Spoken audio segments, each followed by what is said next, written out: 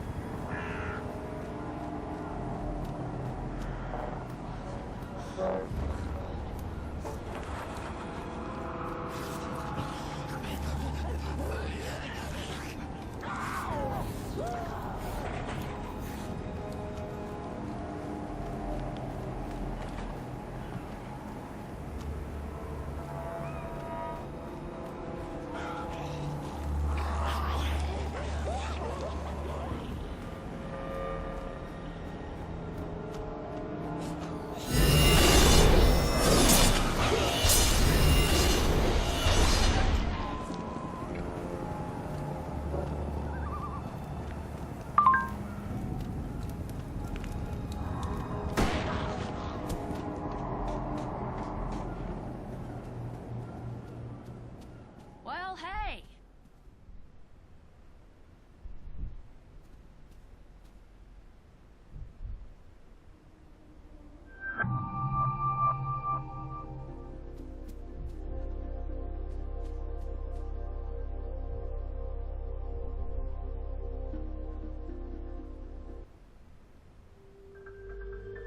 Ain't this a heck of a thing?